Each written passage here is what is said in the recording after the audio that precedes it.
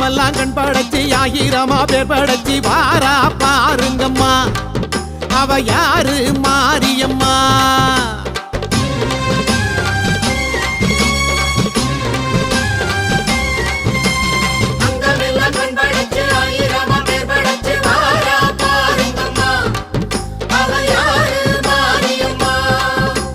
கண்ணபுரத்தா அவ என்ன படைச்சா,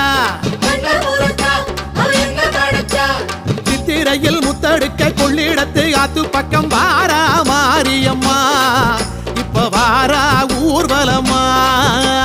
அங்கமெல்லாம் கண் படைச்சி ஆயிரமா பேர் படைச்சி வாரா பாருங்கம்மா